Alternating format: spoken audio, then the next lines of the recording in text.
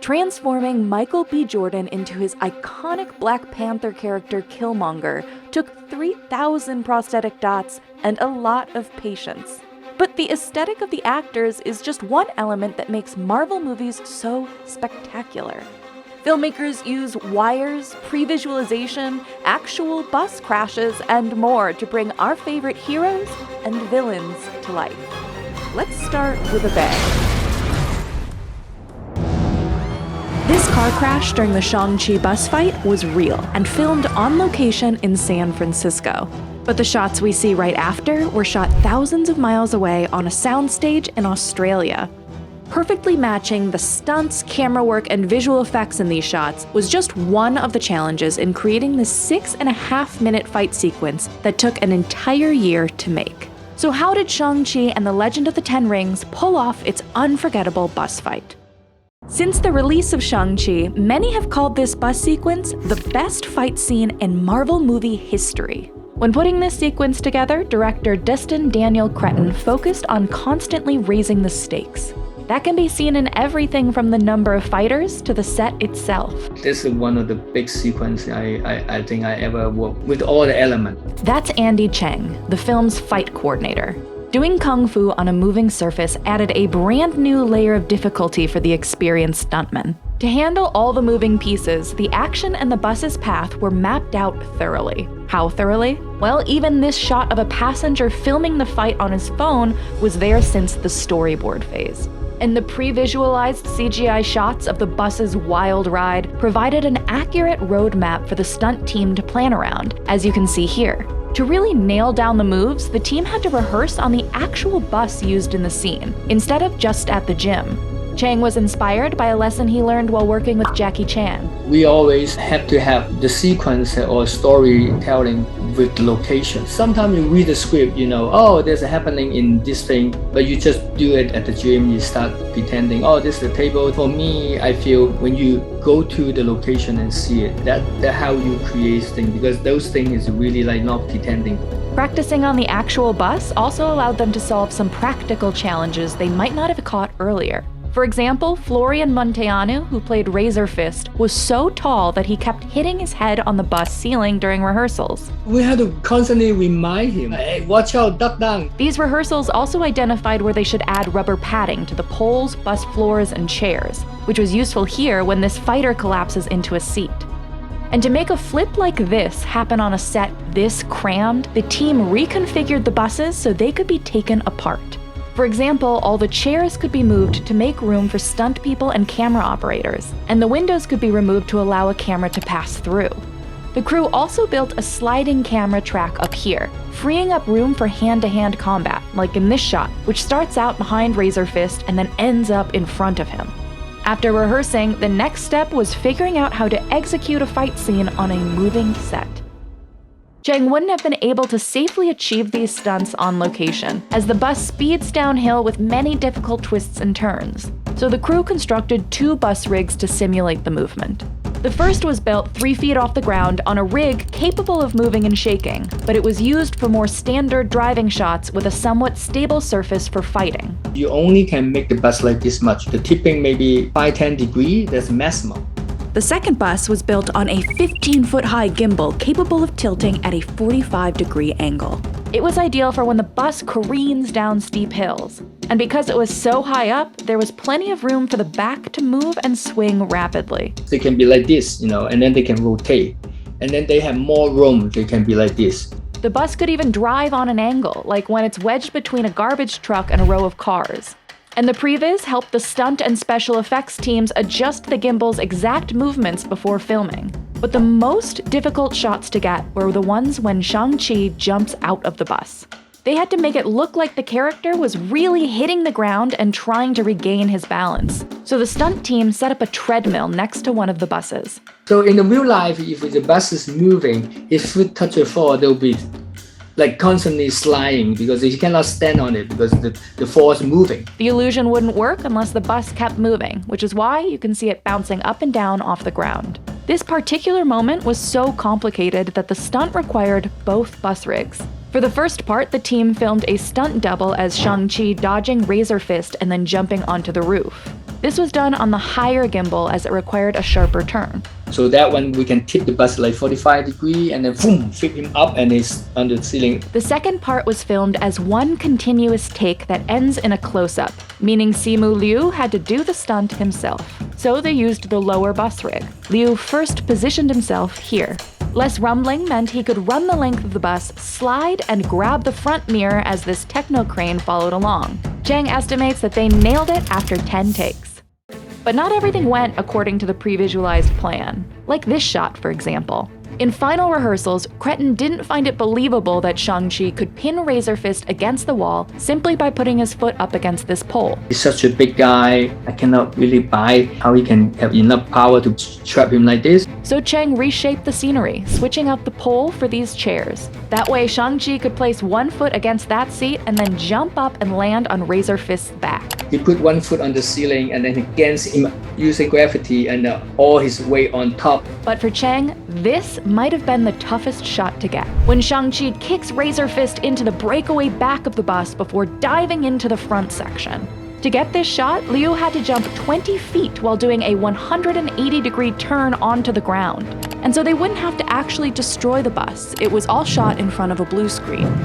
An even faster slider track gave the camera enough speed to capture the jump while moving back to give Liu plenty of room to land on his mark right in front of the lens. And then the camera moves super fast. It's almost like chasing gravity. It took roughly 15 takes, an entire day's worth of work for about 4 seconds of footage. Now, none of these action highlights would work if the soundstage shots and the real shots on location didn't match up. The two units shot simultaneously, but there were lots of adjustments the crew made to make it feel more organic, like lighting. Cinematographer Bill Pope built light grids around each bus. The lights were rigged to imitate light captured on location in San Francisco and cast accurate shadows. Notice the bus's accordion flaps moving as if they were being hit by real wind? That's because these crew members manually moved the flaps around. In the end, it's hard to tell that this car crash was filmed in San Francisco and the shot of two vehicles wedged together was shot on a soundstage thousands of miles away. This shot is a rough version of the final battle in Avengers Endgame, and it looks pretty similar to what you saw in theaters. But the process of putting this rough shot together began 3 years before the movie came out, well before the actors went on set and before a single frame was captured on camera. These rough shots are called Previs, short for pre-visualization. Essentially, this tool allows filmmakers to digitally map out how they want any given scene to look. Directors can then use the previs as a guide for how to film scenes, sometimes frame for frame, once everyone's on set. Previs has been around for a long time, but in earlier movies, it was used in a much more limited way. They were used for just small pockets of that movie, for the one big visual effects shot, for the big finale sequence. But now, instead of just using previs in small doses, companies like The Third Floor have developed it into a tool for designing entire movies. And no studios embrace that approach more than Marvel, which has enlisted the help of The Third Floor for 19 of the 23 films in its Infinity Saga. For 2014's Captain America: The Winter Soldier, Marvel had gotten to the point of pre-visualizing 2/3 of a movie. Today, the studio is known to use visualization to map out every single scene, not just action scenes either. For Endgame, The Third Floor's work touched everything from the comedic scene with Hulk in the diner to emotional moments, like the one between Hawkeye and Black Widow on Vormir, leaving nothing up to chance in one of the most expensive movies ever made. The first visualizations of a Marvel film will often begin before the script's fully finished. And that actually is the best place for a professional visualization team, is to be able to make bridges and try out some experiments between departments that have a crazy idea that may or may not work. You know, you want to be able to throw things at walls and see if they stick. Occasionally, rough previs might be underway even before the cinematographer or director has signed on to the project, a practice that can be controversial in Hollywood. Director Lucrecia Martel said she turned down the offer to direct the upcoming Black Widow movie after Marvel told her not to worry about the action sequences. It is true that Marvel encourages their team of previs artists to play an active role in story development. Jeff Ford, the editor for Endgame, said that the third floor's visualization supervisor, Gerardo Ramirez, who'd worked on 9 prior Marvel films, was like an additional director, writer, and editor on the project. That's because Previs artists are involved in just about everything from the start, helping to map out story beats and shots, and consulting on everything from blocking, staging, lighting, how heroes will use their power in big fights, and even the timing and tone of any given scene. To understand just how crucial Previs is to Marvel's process, let's go back to that final battle from Endgame, specifically the Avengers Assemble moment, when all the heroes return one by one through portals. The third floor presented Marvel with 2 prevised takes on that arrival moment. One was slower and more emotional, while the other was higher energy and had the heroes arriving mid-charge. Ultimately, Marvel went with a blend of the 2 versions. A lot of this is done to save money. Today's previs tools allow filmmakers to do virtual location scouting and test out advanced camera work. Take, for example, the Sony Marvel movie The Amazing Spider-Man, which was shot in 3D. The filmmakers wanted to have some cool first-person shots of Spider-Man swinging through New York, but they didn't want to make audiences nauseous. So they used previs from the visualization studio Proof to determine how much and what type of movement people would be able to handle. All of this is then extracted into a blueprint for production called TechViz, which provides filmmakers with all the data and diagrams they'll need to actually recreate each shot in real life. Essentially, this is where all the detailed math happens. Remember this scene from Thor Ragnarok where Heimdall leads the Asgardians across the bridge? The third floor did the tech viz for that crane shot to work out the camera height and lenses they'd need, along with the distance from which they'd film the characters. For Endgame, they produced over 100 different technical mock-ups containing information like this, all of it accurate to the real locations and equipment they'd be using. Getting all the numbers down pat is especially important for a movie like Ant-Man, where characters dramatically fluctuate in size from one moment to the next, or Doctor Strange, where the folding city imagery required a lot of dimensional mathematics. And TechViz is useful for quieter beats, too. Marvel used it to define the camera parameters for this weighty scene between Hawkeye and Black Widow in Endgame, to make sure they'd hit the right tone and visual impact. Filmmakers can even plug the data from TechViz into a motion control camera system, which lets you program precise, repeatable camera movements. They're also well-versed in programming robotic dollies, robotic cranes that move the camera around. Setting up such a tightly controlled shooting environment can speed up production a lot, and when you're on location for a Marvel movie, every minute counts. The visualization process doesn't end with shooting, though. The third floor's work on a Marvel film can run all the way up to the end of post-production, because of the process called post-viz. This involves taking the live-action photography they've shot and combining it with the pre-viz elements. Take this moment in Endgame, where Strange, Spider-Man, and Star-Lord join the final battle.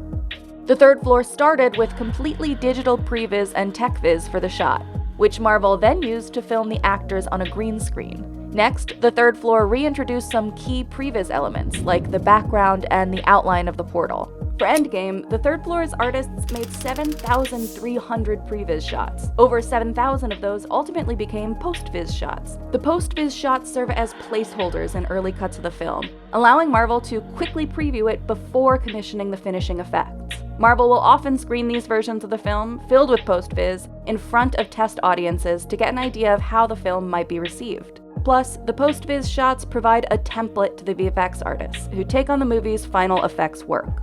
Using visualization from beginning to end can save Marvel millions on expensive effects and shoots. And ultimately, having all the technical stuff squared away will ideally free up the director to focus on getting the best performances from their actors on set. They can be warned about things that are up and coming that might impact their craft, so that they're not surprised about it when they walk onto the set. But doesn't having all of these shots pre-rendered diminish the role of directors on Marvel movies? Not necessarily.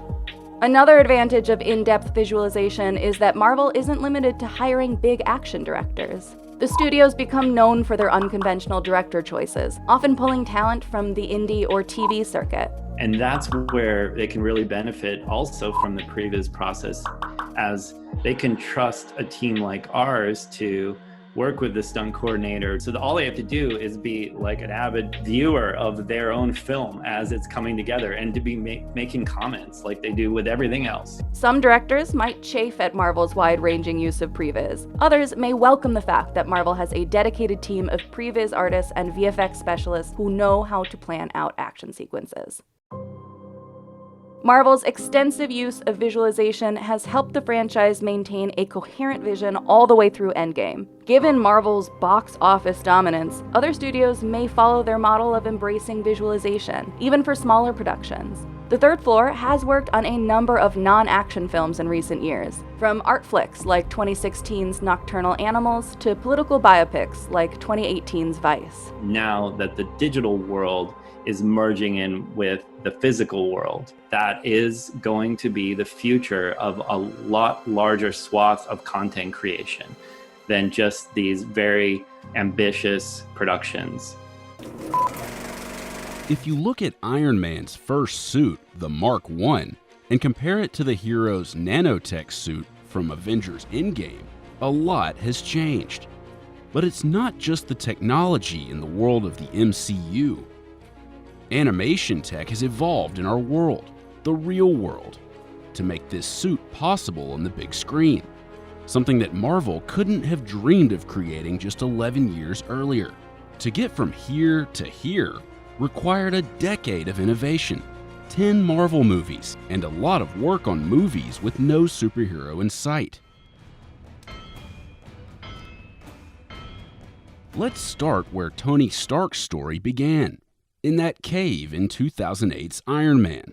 In this scene, Tony Stark is a man in a giant metal suit trying to escape a cave. So what better way to make it seem real than by using a real man in a real metal suit? Iron Man director Jon Favreau is known for pushing the envelope with his projects like The Lion King and The Mandalorian. But back then, he wasn't confident that CGI could convincingly create a full Iron Man suit. So they went practical. For that first bulky cave suit, he enlisted the help of the legendary Stan Winston studio, now called Legacy Effects, to make this 90-pound version of the Mark I with epoxy armor shells, flexible urethane, leather, and aluminum. And for the project, Winston's team perfected a metallic chrome paint that would be used for other projects years down the road. But the film had to rely on CGI for this section of the scene, because the practical suit was just too large for either Robert Downey Jr. or his stunt double to move around in. That left the challenge of creating the first digital Iron Man suit audiences would see up to the embassy in Vancouver. Their accomplishment wouldn't have been possible without the practical work from Stan Winston's studio. They modeled the digital suit closely after the real suit, even going so far as getting pieces of that real suit flown to Canada for reference. The digital version was so detailed that it even captures these text markings and textures. And to create a realistic metallic reflection, the embassy used the knowledge they learned from working on car commercials to influence how they shaded the digital version of the suit. We learned a lot about car paint, about clear coat, how light plays on cars, how they react to their environment, which they're essentially mirrors of their environment. But that was just the Mark I. The Mark II would have to be sleeker and more refined, and have a polished coat that would accurately reflect light like the night sky in this scene. Once again, Favreau had Stan Winston create a real version of this suit, but what you're looking at here is completely computer generated. Just like with the Mark I, FX Studio Industrial Light and Magic, ILM for short, used that practical version of the suit as the basis for its digital version. ILM was so successful that when Favreau saw it, he couldn't tell the difference between the real and the fake. And we showed it to John and the Marvel team, and they're like, okay, well, which bits did you replace? And we're like, actually, we replaced the whole thing. So. Without this early work in the first Iron Man, which convinced the filmmakers and the world of what VFX could do, the wild world of Marvel as we know it might not exist. But the true test of the CGI would come with the Mark III, Iron Man's most recognizable look. This had to be perfect for the film to work and resonate with fans. ILM wanted to prove both that they could make the CGI character move the right way and that his metal armor matched the personality of Tony Stark. ILM had worked with shiny car surfaces in 2007's Transformers, which ultimately helped them nail down the outer layer of the Mark III. They made the suit look more like a glossy sports car than industrial metal, as Marvel initially planned. We ended up saying, you know what, it's Tony Stark, he's a playboy, you know, he's rich. He's not going to have an industrial forklift type suit. He's going to want a sports car suit. The basic design was based on Marvel comic book artist Adi Granov's Iron Man illustrations. But one of the biggest challenges with replicating this 2D suit in real life was that the comic version was designed with heroic proportions that don't match real human beings. So they tweaked the model to be shaped as if a real human being were inside, something they would later decide to change. But when it came to Iron Man, we tried to be very like, oh no, a real guy could fit in the suit, and the real mechanism between the suit and the guy is there. Now, the guy would have to be extremely thin to really fit into it. At the onset of Iron Man 2, motion capture technology had really advanced, which made it possible for them to use a combination of practical and CGI suits. Various practical versions of the Mark III suit were built by Stan Winston's team, which could be worn in pieces based on which parts of Robert Downey Jr. were seen on camera at the time. The rest of his body was often covered in a motion capture suit, which would be filled in later with CG suit pieces. This would help his performance, since he didn't have to struggle under the bulk and weight of the full suit. ILM used its custom motion capture technology called iMoCap, which they had fine-tuned in 2003's Pirates of the Caribbean, to animate the CG parts of the suit. Since Robert Downey Jr.'s head wasn't animated, it had to match up perfectly, or else it would look wobbly and disjointed. In several of the films, Robert Downey Jr. often just wore these shoulder pads, or what they called a football suit. These shots required a lot of CGI cleanup on the spaces in between, like his neck and joints. VFX artists really advanced the motion tracking in Iron Man 2, and you can see a good example of that here in this Japanese garden scene. The actors only wore partial helmets and tracking suits. The rest of their suits are CGI. And in this particular scene, ILM didn't even need to use a tracking suit at all. They built the CGI suit right around Robert Downey Jr., who was only wearing a tuxedo. This took a lot of time and effort to get right, but it ultimately set the bar for future films in terms of what they could animate without mocap suits. Another major improvement from the first film in Iron Man 2 was the shading, or how the suit was lit. ILM started using image-based lighting tools they developed from their work on 2009's Terminator Salvation to light the suit and make it look more realistic. This process involved taking high-res pictures of the environment and using those as a guide to more accurately and easily light the suit.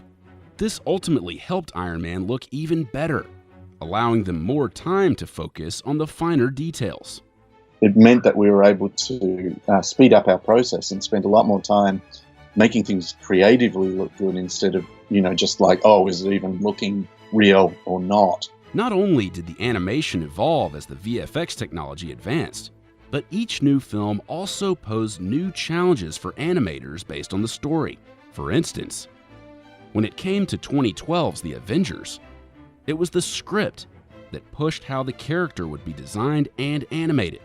Instead of hand thrusters, Iron Man would get a rocket pack attached to the back of his suit, which allowed the design team leeway to develop new poses for the character while freeing up the hero's hands. Or take a look at this sequence, known internally as the car wash scene. Because of this brand new way Marvel writers envisioned how Tony's suit would attach to him, animators for the first time had to figure out how the inside of Iron Man's suit would function, which none of the VFX studios Marvel worked with had to think much about before. We had to build a lot of new interior pieces, kind of figure out what the interior tech of the suit would look like as it joined together. This was particularly challenging since he's walking the entire time while desuiting, a first in the series. ILM had to create models for each piece of the suit and track them individually with his movement. And take a look at this battle scene with Thor in the mountaintop. Notice all of the blue light? The minor detail caused a major headache with animators at Weta Digital when it came to coloring Iron Man's suit.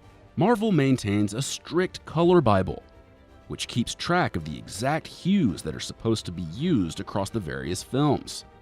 The brushed gold surface here was based on Weta Digital's work on the One Ring in Lord of the Rings, and they were able to recreate this color fairly easily. But the red, on the other hand, it's actually a red clear coat, which means that the red pigment itself actually has density. On top of that, there's actually little metal shavings suspended in that dense paint, which can cause problems when you mix in light from the environment. In this case, the red and blue made purple. One of the first things we ran into back then was that you take a suit like that and put a blue light on it, and it starts to give you weird colors. It starts to want to go really burgundy, sort of a mulberry color very fast. Balancing the color would end up being much easier and faster in the later films, as Weta developed new advanced rendering technology that worked with various wavelengths of light. And this, as was the case with ILM and its shading technology, would make the suit look better overall. We could spend a lot of time trying to make that car paint look just that little bit cooler, or trying to make the lighting work a little bit better, and not just trying to get rid of weird shadows or weird colors. While the earlier films mostly focused on the movements of one individual suit, Iron Man 3 introduced a whole slew of new suits, about 20 in a single scene, that each had to be animated in different ways. Typically, to animate Iron Man, they would use what's called a puppet, and there's a limited number of ways this puppet can move. So Weta developed new tools for its animators to use to alter the rig of the puppet to increase the freedom of movement so each suit could have more character and style. We rejigged the entire process to allow the animator to go in and take the high resolution suit and just, like with an X-Acto knife, he could cut on different planes and cut different parts of it out and put hinges on them on the fly so that he could actually, the animator could define how the suit grew. One of the challenges that comes with more freedom of movement, however, is making sure Iron Man's metal plates don't run into each other, and figuring out where all the pieces go when he does a simple motion, like raising his arm. And I think the main challenge we had on Iron Man 3 was the shoulders. He had huge shoulder pad. But it wasn't just these major battle scenes that were difficult. They often had to also spend time figuring out how he moved in more mundane scenarios. We saw for the first time in Iron Man 3 scenes where he is doing these very non-heroic actions, like giving a massage or simply sitting on a couch. It's easier to hide any errors and subtleties in a cloud of dust or debris, according to ILM. When he isn't fighting someone, every detail is right out there in the open. Iron Man 3 also had Tony Stark reacting and performing along with the suit assembly for the first time, a step up from the walking car wash scene in the Avengers, as Marvel wanted an even more advanced look to the tech. This was especially difficult, according to VFX studio Trickster, since they had to combine rigid metal pieces and flexible human body parts while making it all look seamless. 24 separate parts were first disguised as what Trickster calls amorphous, mystery slick pieces of technology, alien to any distinguishable suit parts. Each would then transform into the familiar suit pieces as they flew towards him. As the series evolved from using practical effects in Iron Man to a mix of practical and CGI to mostly CGI in later films, suddenly the suit, which was originally tweaked to be more human, would now be tweaked to be more heroic again. We first saw subtle changes in the Avengers with his legs. Little facts that a lot of people probably don't know. Iron Man's legs are longer than a human's legs. His ankle would also have to be a mere 1.5 inches across inside the suit. Iron Man was also slimmed down a bit in Avengers Age of Ultron to give him more of a comic superhero silhouette. Slightly tighter waist, that sort of thing, a little beefier around the shoulders. But the suit evolved yet again in the last two films, forcing the animators to evolve as well and take a whole different approach to how the suit would build and move. Tony Stark was now using nanotechnology. So instead of moving around and tracking solid pieces like they did with the car wash scene and the scene in his workshop, they had to establish a whole new process for his suit assembly. Nanotech involves multiple layers of simulations. A liquid metal simulation would morph to the target shape because they wanted the transformation to feel organic, but they had to make sure it still felt rigid and that it did not stretch like Spider-Man's suit would. The animators relied on accurate shading, a technique used throughout the franchise to accomplish this. Main visual trickery is that through the shading, it looked like metal every single time.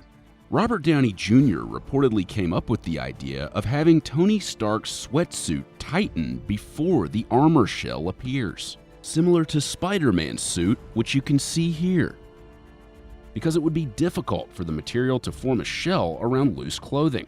If you look closely, octagonal shapes attach together to form the outer layer, while an inner layer of tech and circuitry builds beneath it. Framestore actually created this multi-layer effect using animation tools from its work on 2015's Poltergeist. For Endgame, this nanotech suit evolved slightly to be a bit more rigid, with pieces locking into place, more like the suit we saw in Captain America: Civil War. We took the lessons that we learned from Infinity War and applied it to Endgame, so it was the same technology really, but we just had a better handle of it really. While Iron Man's death was the last time we would see the nanotech suit, this wouldn't be the last time we saw Iron Man, as Marvel's innovation continued for his one final cameo in Spider-Man: Far From Home. This suit was also created by Framestore, and it was actually based on the suit in Captain America: Civil War, because it was more solid-looking than the nanotech suit in Avengers: Endgame. To make this suit, they took the same Civil War model and literally broke it down, destroyed it, and created the insides, which consisted of various wires and circuit boards, using an early scene in Age of Ultron as inspiration. There is more detail in the top half of the suit, because more of that is shown up close on camera. And to achieve the undead look, first they added the signature metallic sheen of Iron Man, and then they added the layers of dirt and rust. To be fair, the suit is almost not recognizable by the end of the process. So after 11 years of development to perfect Iron Man's CGI suit, it ultimately was destroyed. By using advancements in 3D modeling and motion tracking, experimenting with new lighting techniques, and using realistic-looking practical models as a base, they were able to create something that continually felt fresh, futuristic, and real.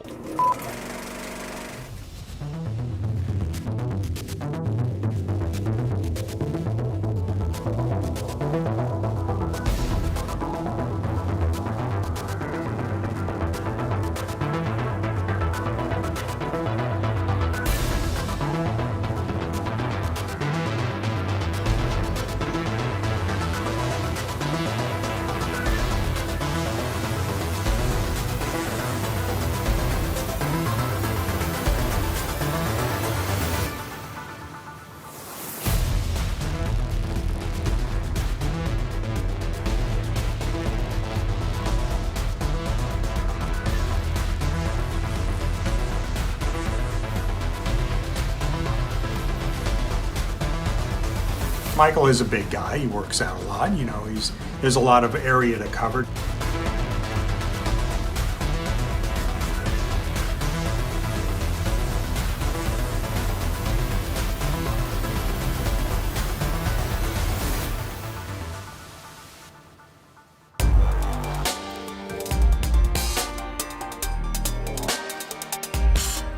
Some of the biggest challenges was a Warrior Fall sequence where he's not only in the water, he's fighting. There's a lot of body contact. There's a lot of rubbing, you know, and water is a natural enemy of makeup anyway.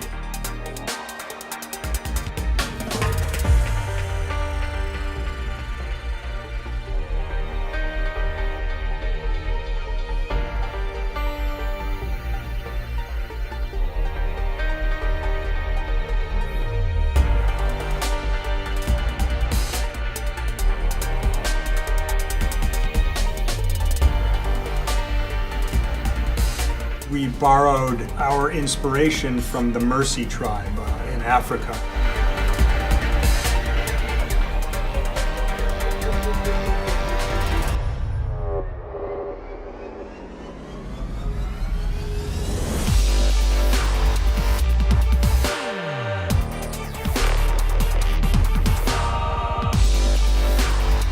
Being a part of Black Panther, it's tremendously satisfying to see the reception that this movie has gotten. All of our performers embracing these looks, embracing the message behind this movie, made for a pretty magical experience filming it, but more so watching it.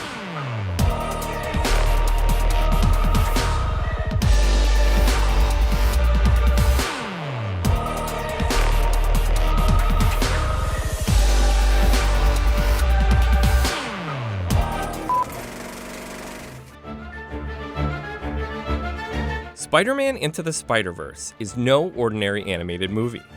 It's no ordinary Spider-Man movie either. It packs multiple characters from different universes into a seamless story, and it features an innovative, eye-grabbing animation style. It's that dedication to the animation, a style we have never really seen before, that puts Spider-Verse in a category all its own. Let's start with a few jaw-dropping numbers about the production.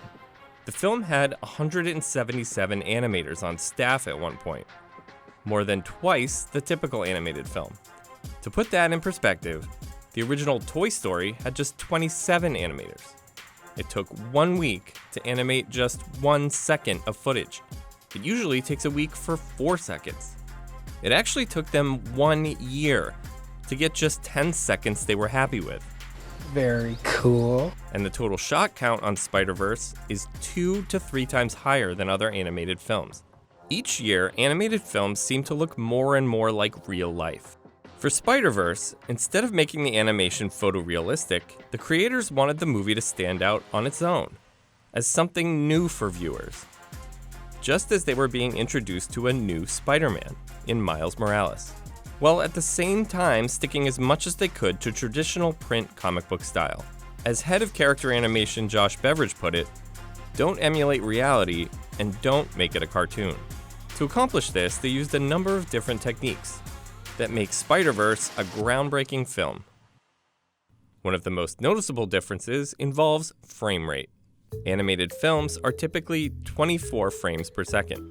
And creating a different image for each frame is known as animating on ones. Spider-Verse broke the mold and animated much of the movie on twos as well, meaning they kept some of the images on screen for 2 frames, which makes the animation feel, as the producers describe it, crunchy. Each character's pose lasts longer and is much more pronounced. Like here, when Prowler is chasing Miles through the alley. You can see examples of animating on twos in some of the original Disney films. The Spider-Verse animators alternated between on twos and on ones, depending on the nature of the scene. They could make Miles seem fast or skilled in some shots, on ones, and struggle in others, on twos. Sometimes he would be on twos, while other characters were on ones. When they're swinging through the forest, Miles is on twos because he's clumsy, while Peter B. Parker is on ones because he's more skilled. This subtly helped illustrate how Miles was slowly becoming more comfortable with his powers. Each character's detailed animation style helped to bring out his or her personality. Another major technique was how they chose not to use motion blur, a CGI trick which most new films use to soften a movement and make it seem more real. Instead, they used an old-school technique called a smear. This was used a lot in early cartoons to create the sense of motion. If you look at a single frame, you'll notice things like multiple limbs to create the illusion of movement. Here, Gwen is playing the drums, and you can see multiple hands and drumsticks. And here, when Miles has his cape ripped off his back, I think it's cool. Spider-Man doesn't wear a cape. You can see multiple arms in some frames. Here's an example of one of the first cartoons to use motion smearing. The 1942 short called The Dover Boys at Pimento University. So those are some of the things they borrowed from older animated films, but there's plenty of new innovations too. Some things they borrowed from comic books, but we've never seen them in a movie. Basically, the entire movie is a comic book that moves. Co-director Phil Lord said, if you freeze any part of the movie at any time, it will look like an illustration with hand-drawn touches and all. There are even moments in the film when hand-drawn still images pop up in the shots to replace the computer animation. Like this shot, when Miles is running through the streets of New York and he leaps off a taxi. And they layered 2D ink lines on top of the 3D art to give the characters more of a hand-drawn look. If you look at a comic book, you may have noticed a common error, where the ink is misprinted. The filmmakers decided to use this misprint style in the film to create a depth of field, instead of blurring the background. When something is in focus, the colors align and are crisper. They used a technique called half-toning, which uses dots to create colors and gradients. Shadows were created with hatching, or crisscrossed lines. Legendary Marvel artist Jack Kirby was known for his abstract dots, or Kirby Crackle, which create the illusion of energy. The film references and uses the effect multiple times, when the portal opens and when Miles is spray painting. There are action lines to show movement, and they used comics' signature onomatopoeia, or words on the image, to frequently represent sounds and motion. Comic panels made out of webbing show montages and background action. Because there are 6 different spider people, they could also play with multiple animation styles in one film. They actually studied manga, Japanese comics, when designing the surface of the robot Spidey. Both Penny and Spider-Pig have exaggerated anime and cartoonish movements that stand out compared to Miles' world. CG supervisor Michael Lasker says Spider-Man Noir was the most stylized character and was an extra challenge since he was drawn in only black and white, but required detailed textures and shading. Hey fellas. Is he in black and white? Where's that wind coming from? We're in a basement. Animator Nick Kondo tweeted that this one scene, involving all of the spider people, was the most technically challenging for him, taking 2 months to get right. What each spider person had in common was that they were always kept low to the ground, forming acute angles with their limbs. The attention to detail is everywhere. Backgrounds like New York City streets were studied closely to get them as accurate as possible. And if you look closely, you can find multiple Stan Lees inserted in certain frames. All of these techniques combine to make a movie that has stood out among not just the animated films of 2018, but perhaps of all time. In the iconic bridge fight from Spider-Man No Way Home, Dr. Octopus's tentacles were the work of the visual effects team. But on set, the car and these exploding water barrels were very real. Even if we're going to replace all that and have digital versions of things, if you can shoot something, it's always better. That's visual effects supervisor Scott Edelstein. His team collaborated with special effects supervisor Dan Sudik to find the right mix of practical and digital to create No Way Home's action-packed bridge fight. Like when Doc Octopus first emerges with his mechanical arms. To really sell the strength of these CGI arms, Dan devised a way to crush the cars practically into what the crew called taco cars. I saw the Previs, I thought, wow, wouldn't it be great if we could just pull down the center of the car very hard and just let the car fold up by itself? First, Dan built a steel platform with a hole in the middle. Then he placed the car on top of it and attached 2 cables to the bottom center of the car, pulling it through while it's split in half. Shots like this one, Hello, Peter, where Doc Ock was simply suspended in the air, were equally challenging. Unlike in 2004's Spider-Man 2, Alfred Molina did not wear a pair of puppeteered claws on set. While the actor now had more flexibility to move around, Digital Domain would have to know how to place his arms in the shot, especially when they held him up like this. The best visual effects references depended on how high his body was above the ground, which varied throughout. Sometimes the crew could use cables to lift him up, letting him move his real legs around more freely, but it wasn't very comfortable. Other times he was strapped to a tuning fork, where crew members could steer and turn him from behind, as seen here, when he pulled himself up from under the bridge. When the arms brought him down to the ground, they used a moving platform that could be lowered and operated like a techno crane. This got even trickier for the VFX team as the sequence progressed and the character interacted more and more with his surroundings. John Watts, the director, really wants to have his movements make sense and to have weight. So you don't want him to feel light or any of the things that he's interacting with to feel light. This meant establishing clear physics about what he could and couldn't do. For example, he always had at least 2 hands on the ground supporting him for balance, even as he lifted 2 cars at once. The way he handled objects also needed careful consideration. He steps forward and throws a car.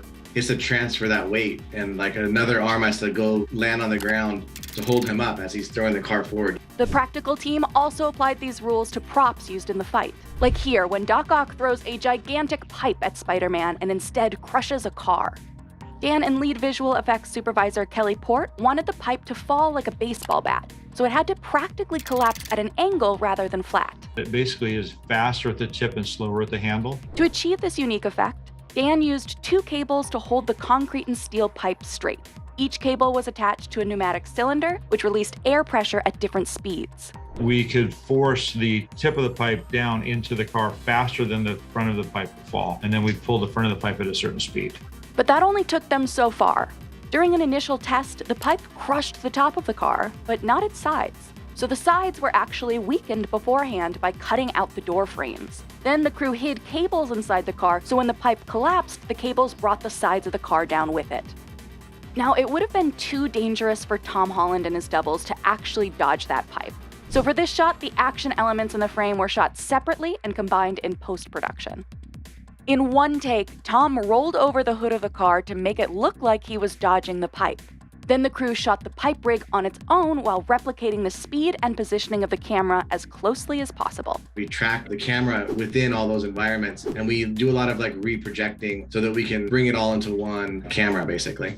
In the end, changes in the edit meant Digital Domain had to make this a fully CG shot. But many of the original movements from the camera and the actor are still there.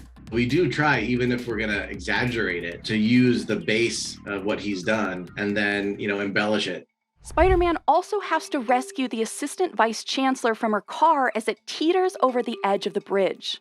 The entire stunt was broken up into 3 parts. The car going over the bridge, the car crashing through the guardrail, and the car dangling in the air. This required building a whole new set. While the main stretch of highway was on the ground, this one was elevated 20 feet so the car could hang without hitting anything. First, the car was placed on a small track to move it forward. Then it was guided by cables for the moment it sputters out of control. We wanted it to look a little more natural when it got hit and let it kind of just swing into the railing as opposed to just follow this exact arc. To make the car crash through the guardrail, Dan built a piece of the rail out of beaded foam. He then painted it and plastered the edges before pre-breaking it into smaller pieces. Finally, he put it back together so the car could smash through it. We built 20 or 25 feet of breakaway because you figure the length of the car was 16, 17 feet long. The car was later placed on a gimbal in front of a blue screen, so it would look like it was really teetering at a 90-degree angle over the edge. The gimbal was safe enough for actress Paula Newsome to be inside the car, so cameras could capture her terrified facial expressions. Filming her upside down was particularly helpful for the VFX artists. You really get the dynamics with her hair and the movement of her clothes and all that. And instead of looking out at Spider-Man, she's actually looking at a tennis ball, which was then easily erased in post-production. As Spider-Man tries to pull her car to safety, Doc Ock throws another car at him, which hits some barrels instead. According to Dan, the director wanted it to be raining water, so Dan had to manipulate both the car and the barrels. This required putting a 20-foot nitrogen cannon diagonally through the car. That cannon was attached to a high-pressure accumulator to launch it forward. Dan also filled the water barrels with pyrotechnics linked to a timer.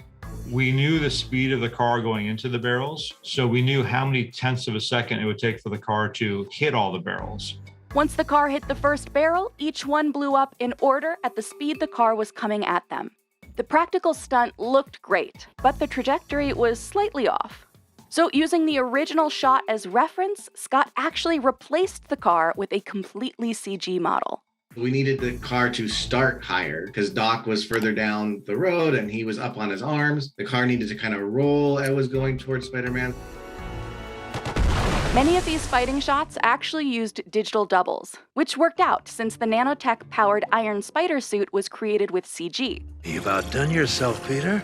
But because Spider-Man removes his mask, they couldn't just do a full body swap. Like the Assistant Vice Chancellor on the gimbal, they also needed to film Tom hanging in the air. The way he moves his body, tilts his neck, holds himself, is all reminiscent of somebody actually hanging upside down. But the constant movement of the action made it hard to accurately place the iconic costume. So Tom wore what's known as a fractal suit. The patterns on the suit gave animators the easiest way to map the digital body onto the actor's body. If his chest turns or moves or his arms are moving, you can see those patterns moving easier than if he was just in like a plain suit. For the tentacles, Doc Ock's jacket had holes in the back of it. These red tracking marks allowed VFX to accurately place the arms, despite the constant moving camera and action. You can locate where the arm is and really stick it to that little dot, because if it's swimming around, then it looks like it's swimming around on his back.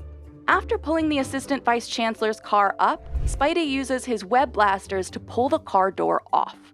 The web was a fully CG creation, but on set, the special effects team needed to create enough force to take the door off by itself. That first meant replacing its hinge pins with ones made out of balsa wood. The door was then attached to a cable from the outside that was powered by a pneumatic piston. The accumulator lets the air rush into the piston closes, pulls the cable, the door comes off. Pre-destroying cars offset was also useful for the moment when the Green Goblin's pumpkin bomb explodes. The cars were actually taken apart and then put back together before being brought to set, allowing for these dramatic results. And it was up to Scott and his team to enhance all these crashes and explosions, while populating the shot and digitally extending the bridge. According to Scott, Digital Domain created 250 static cars parked on the bridge, plus 1,100 digital cars driving around the city in the distance. Those cars are all variations of just a handful of digital car models. Meanwhile, the cars that were closest to the camera needed to be digitally scanned. They do a basic texture shoot of photography for like what the car looks like, what the texture is. When adding these digital cars in, each car is then customized based on the action on screen to ensure continuity. So the team had to keep track of everything from dirt stains to the exact position where a car was originally placed. Well, there's like a whole lot that goes into just tracking where everything lives. So why even bother shooting time-consuming and complicated effects for real if so many of them are replaced digitally? It's all invaluable reference for some very unique ideas, like how glass looks after a car gets crushed. The way that the metal bends, it's not always like super sharp. A lot of times it's kind of softer curves. The side windows, sometimes when it's getting crushed like that, literally like explode into like a bajillion little tiny safety pieces. And you never know what real elements can make their way into the final shot. We kept the water barrels exploding. So in that particular shot, all that water is real, and we had to remove the practical car from inside of all that water and add our CG car.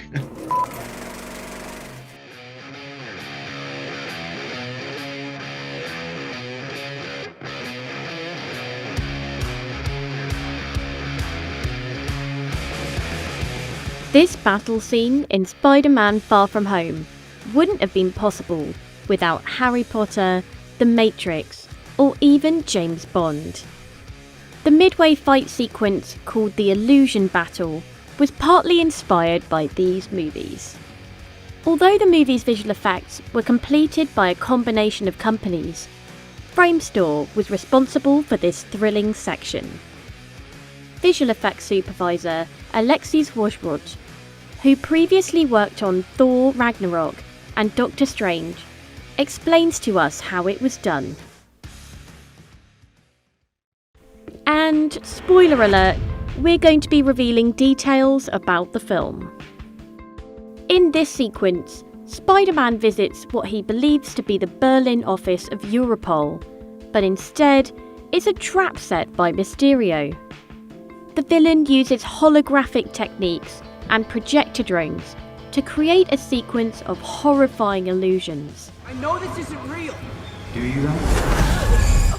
Usually the process is there is a script, and then there is a production period where they shoot what the script is, and then we are adding visual effects on top in post-production. But on the case of this one, the sequence was not locked at script stage. We were concepting at the same time as we were animating shots. To make a sequence like this, the shots must go through different stages, with 120 employees all working in unison. Modelling, texturing, shading, rigging, animating, rendering, and lighting the shot. The movie's star, Tom Holland, has his movements recorded in a motion capture suit, which is then passed to the animators.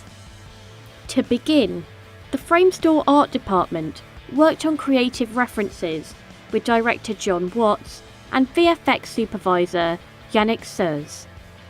Visual references included the comic books, as well as surrealist paintings. References on YouTube of cool videos that we find. There were one where a drone was emitting light. We watched that The Matrix for having a lot of Agent Smith. It was our sequence where there is a lot of Spider-Man jumping onto the main Spidey. Of course, we looked at the James Bond title sequence for Spectre. We used that reference for a sequence in the graveyard with Zombie Iron Man. With Marvel, we are doing a lot more in CG, a lot more completely computer generated. Whereas in James Bond, they shot a lot more elements and it's more 2D. The team also used a scene from Harry Potter and the Order of the Phoenix as a reference when orbs fall on the gang. We wanted the globes to be actually Mysterio globe, Mysterio helmet to fall, which didn't end up in the movie. We'll even look at Indiana Jones having a giant globe of Mysterio head chasing Spider-Man, the Evil Dead for the mirror sequence. I don't think so. Once the references were locked, the team moved to storyboard, then concept art. In total, 150 pieces of concept art were produced. These were turned into animations. The transitions from one scene to another were particularly difficult. They used an FX-driven transition dubbed the BARF effect, or binarily augmented retroframing, which is based on the transition used by Iron Man in a scene from Captain America's Civil War. What we call at Framestore the blue twinkly effect, which is a lot of blue pixels. What is it that we can make it better? So we transform this 2D pixel into 3D voxels and make the effect a bit more 3D.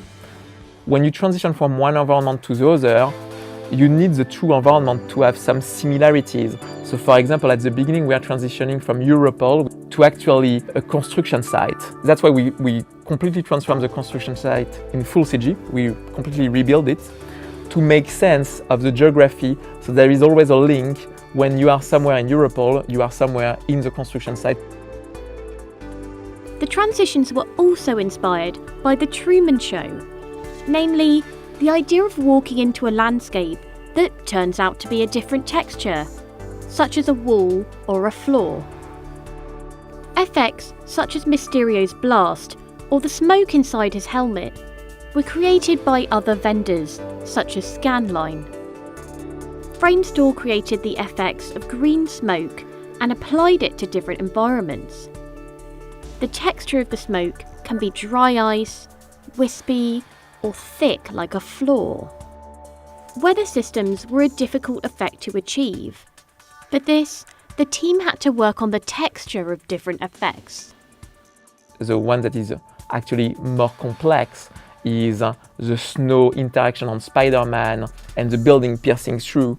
It's really tricky to have realistic snow. It always looks a bit like jelly or too powdery. The sequence involved three main Spider-Man suits. The homemade suit, as seen in Spider-Man Homecoming, the stealth suit, and the homecoming suit.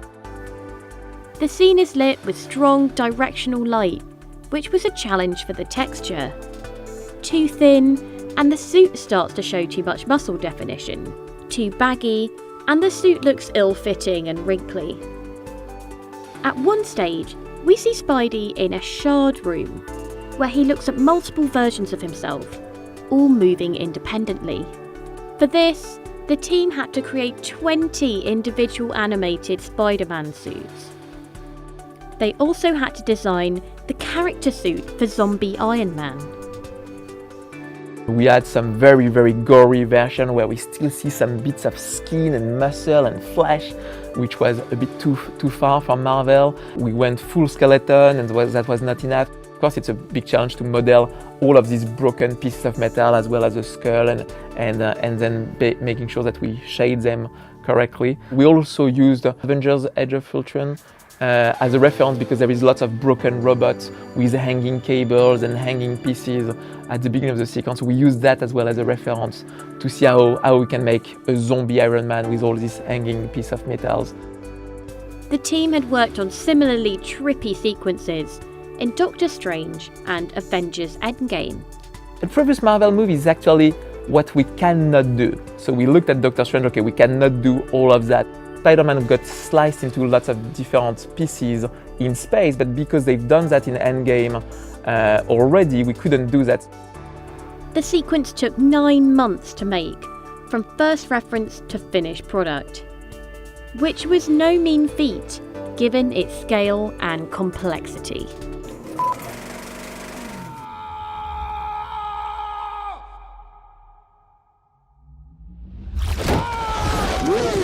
In 2018's Venom was the first installment in Sony's expanded Spider-Man film universe. It was a hit at theaters, setting a record for the biggest October opening in box office history. We are Venom. But the movie's most memorable scene is its action centerpiece, an epic motorcycle chase through the streets of San Francisco.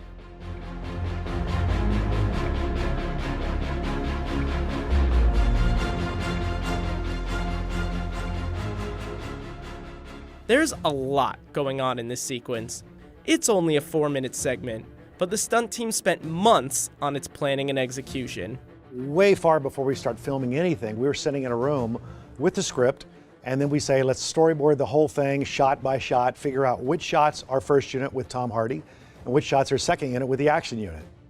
One of the issues we had in this was we wanted to try and make it look real.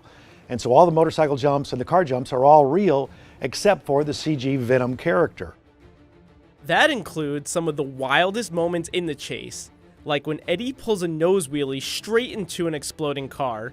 For that shot, they had one of Hardy's 3 stunt doubles, the famous motorcyclist Joe Dryden, do a nose wheelie straight into real fire.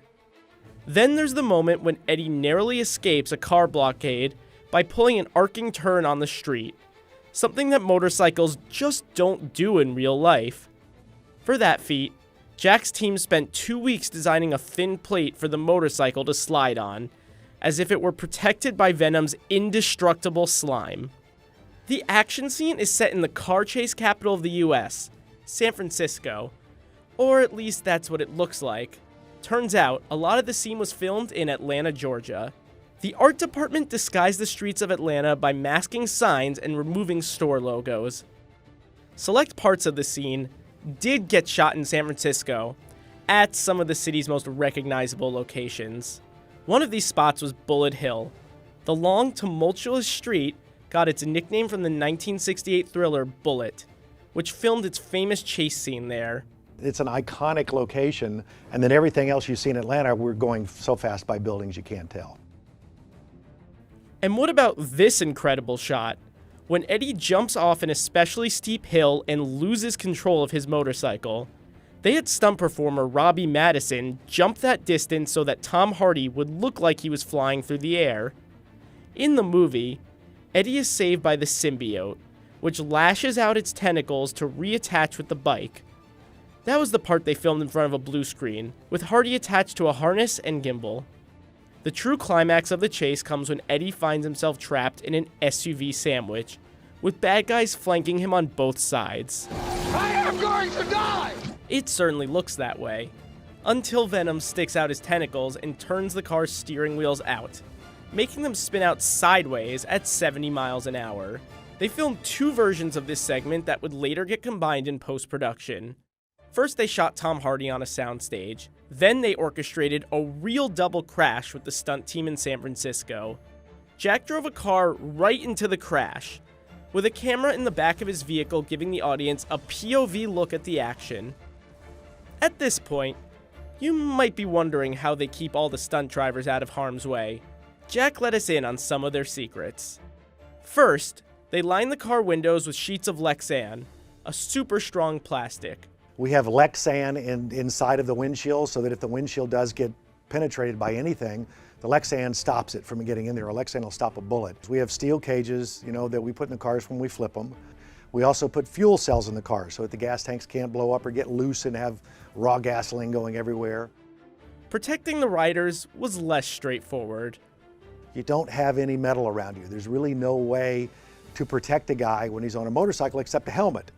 So a lot of the really big jumps, we told them they had to do face replacement or head replacement and have the rider jump with a helmet.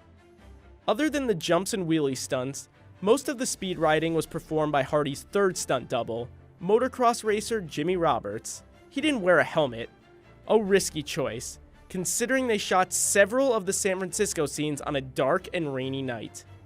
The weather might complement the slick, dark imagery of the movie, but it also made the roads pretty slippery for the motorcyclists. Luckily, Jack's team anticipated this complication and made sure the bikers were prepared by wetting the streets down in rehearsal. So how many cars were destroyed in the making of this scene? Oh God. I mean, it has to be up in the 30s or 40s. If you factor in how many we tested and destroyed before we even filmed it, that gets even higher. So it's just hard to tell. Whoa, that was pretty cool, actually. This is actress Brie Larson, and yes, she's pushing a Jeep. But when she started her demanding physical training for Captain Marvel, she couldn't even do a proper push-up, according to her trainer. Larson joins the Marvel Cinematic Universe as Carol Danvers in Captain Marvel. To prepare for this career-defining role, it wasn't easy. Larson trained with Walsh for about 9 months before Captain Marvel started shooting. She started her career as an indie darling, gaining critical acclaim for movies like Short Term 12, and then eventually won an Oscar for her performance in Room. Playing a superhero is unlike anything she's done before. It was a highly physical role. Obviously, she's a superhero. So what you want to take into consideration is the day in, day out physical aspects, the stunt work that's going to, take place. She wanted to do most of the stunts. Larson's Instagram videos of her workouts have gone viral, but getting to this point was a battle. So upper body strength is very, very important for Brie. She came in, she couldn't perform one push-up. So we had to start from the very, very beginning on this. People see the highlights and think that that's just something that we kind of just jumped into. This is something that takes time, like I had, 3 cycles with her, at 3-month periods where I was able to progress her each time. And it took, 9 months to get her to a point where she was doing chain push-ups and things like that. Walsh and Alyssa Shoji, another trainer, demonstrated how some of Larson's workouts progressed over time. One of the staples that we use here at Rise Movement is the hip thrust, and we do use it for a lot for warm-ups, and sometimes we'll use it, like in Brie's case, we'll use it as a staple exercise where you get up to like 400 pounds on the hip thrust. But like anything, you need to start from the bare basics, learn the movement. Nice and slow on the tempos. None of this needs to be fast. The next progression we like to do is to get a bar across the waist here. And this is great because we can track our progress with the actual weight.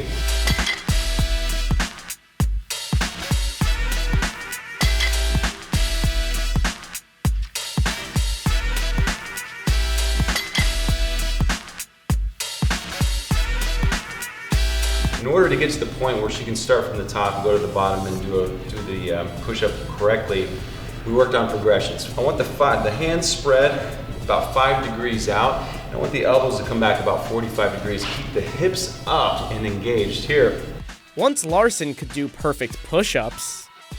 One of the highlights we got to with Brie is she got strong enough over a certain amount of time that we could do chain push-ups. And this is about 50 pounds worth of chain. As she lowers all the way to the ground, it gets lighter. As she pushes up dynamically, it gets a little bit heavier. So what I would do is drape this over the weakest area, or the midpoint, over the hips, which makes her have to engage those hips even more. The core right here. Now, go ahead. gets lighter, it gets heavier on the way up. Then, you'd finish with a few more regular push-ups under fatigue condition. Walsh also encourages all sorts of recreational activities. He usually tailors workouts to the actor's role. For instance, he made sure Emily Blunt was able to handle wearing and moving around in a 70-pound exoskeleton in Edge of Tomorrow. He made sure Bradley Cooper was ready to carry around heavy gear while shooting in desert conditions for American Sniper. When he trained with Alison Brie prior to Glow, he added exercises to a regimen that would prepare her for the show's wrestling scenes. Walsh's job wasn't to train Larson for the actual stunts and fights you see her do in the movie. His job was to prepare her so she could then train for that. All the little workouts she did would perfectly lend themselves for hand-to-hand combat. I want the body to work as a unit. Everything that we're doing is, generally speaking, full body workouts. Multi-planar, multi-joint exercises. You're able to learn how to connect the foot and the hip and the arms. You know, you're gonna be able to throw a punch a lot better than you are if you're just sitting there doing like a bunch of bench press or bicep curls. Her fight training was a mix of Taekwondo, Judo, and boxing. Over time, Larson saw some surprising changes. It's pretty funny, actually. The costume designer was becoming very annoyed with us because as we were progressing, she was getting stronger. She was actually getting smaller because she was becoming denser and denser and denser. So they actually had to take this suit and keep taking it in. From the Avengers to the point when we started shooting Captain Marvel, she was probably half her size, but she was 10 times stronger than she was when she started. As we mentioned earlier, she was even able to push a Jeep by the end. She saw a video of me doing a stupid exercise where I was pulling my Jeep, and of course she got it in her mind that she wanted to be able to push the Jeep. I told her if I see a certain level of progression and strength from her and I felt confident, then I was like, absolutely. She was hip thrusting 400 pounds, she was doing everything, surpassed everything that I had really anticipated. She was just hungry for it. She was loved the challenges. She insisted, and I felt like it was a safe enough environment. We controlled the environment, and she pushed this 5,000-pound Jeep up, a slight grade in the back alley of my studio.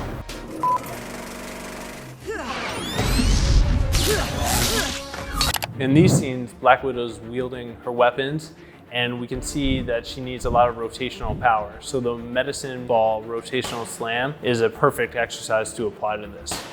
I'm Eric Johnson. I'm a celebrity personal trainer to stars like Scarlett Johansson, Andrew Garfield, and Jonathan Groff. When Scarlett Johansson first got the role of Black Widow in 2009, she said that she had never set foot in a gym. So we visited Eric to figure out, with the help of his wife Melissa, how he was able to take Scarlett from never lifting to deadlifting 245 pounds.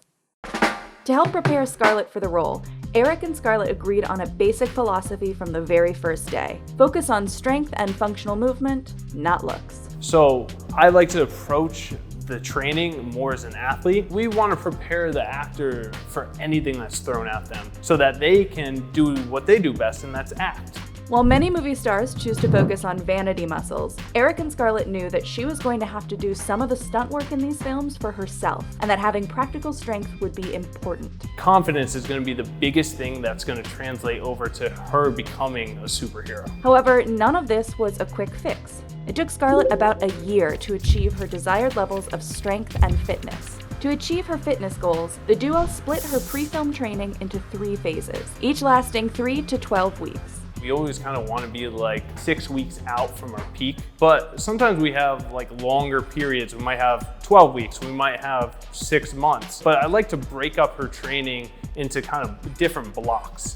For this first phase, Eric says it's about trying to reset Scarlett's body and building her mobility. We're focusing on contractions and building that mind-body connection and developing her aerobic conditioning. With explosive swinging, plyometric movements, and muscle-burning isometric holds, this phase sharpens the reflexes and agility she needs for stunts. A good example of where this part of the training paid off is this scene from Captain America: Civil War, where Scarlett really needed to be explosive with her movements. In this scene, Black Widow is performing one of her signature leg twists around Hawkeye and throwing a pretty high leg kick So she's gonna need the hip mobility and the hip flexor strength to nail that. This is a move that she performs a lot. So we do the 90-90 hip swivels to make sure she has the mobility to perform it well. We're trying to optimize the body to have mobility at the right places and stability at the other places. So for this drill, we really want external rotation and internal rotation of the hips while integrating the core, a nice upright posture, and we hope that this translates over to the screen in Black Widow's kicks and her punches. The second phase of their training program focuses on strength training.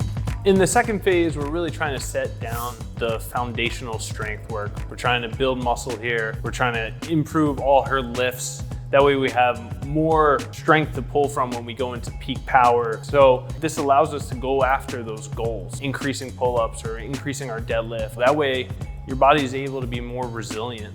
This strength phase has resulted in Scarlett being able to complete a 245-pound deadlift and single-leg pistol squats. A good example of where this part of the training paid off is this scene from Captain America: Civil War. In this scene, Black Widow is really showing off her power with her punches, and you can really see that her leg strength is being demonstrated and translated into those punches. It's actually not with your arm at all, it's all through your legs. That's where this carries over. If I want to produce power, right, it has to come from the ground all the way up to that fist, right, and into the next person. One of the goals we had in our training was to do a pistol squat. That was really hard for Scarlett and most people in general. So we had to work up to it, and we were able to do it by the end of training. What we did was Scarlett would squat to a box, and then we would slowly lower that box as she got stronger. So this is a great way to develop that leg strength so that I can get that rotational power and throw that punch. The third and final phase is all about getting lean before shooting, focusing on explosive cardio like sprinting, as well as kettlebell and battle ropes exercises that increase heart rate while building strength. In phase 3, we're trying to increase her peak conditioning. We're trying to cut back on rest periods. We're incorporating drop sets and intensifiers, such as giant sets where we might do 3 to 4 different exercises for the same body part. We're really trying to peak here from her conditioning, from her athletic performance, from just how she looks aesthetically, trying to become lean and really fit and really try to put the finishing touches on her character. Eric says that Scarlett needs to be able to do more than simply complete a move. She has to move with ease and fluidity while being as fresh and powerful in the first take as in the 20th. Take this scene from Captain America: The Winter Soldier. In this scene, Scarlett's giving a full effort, full out sprint, and just keeping that calm composure throughout it. This is where our metabolic conditioning really come into play. So one way we do that is through battling ropes. This is a great way to kind of work on the cardiovascular system. So here we'll work for anywhere from 15 to 30 seconds. Good, rest. And now in the recovery, we're really trying to focus on your breathing, right? Trying to get your heart rate down as quickly as possible. And how this translates over the camera is like we're trying to kind of control our face as well. So we don't want this kind of pain face. So that way, when you have to do the physical scenes, you're able to do that and look like a superhero. Physical training is paramount when getting into shape, but diet and nutrition are also extremely important. We never really stress like specific macros down to the gram of protein. We keep it very natural. We're trying to figure out, one, from a recovery standpoint, is she getting enough calories? Instead, we made it more flexible. We had chocolate cake and dark chocolate and donuts, because it's more than just filming or looking great, but it's also about living and enjoying the experience.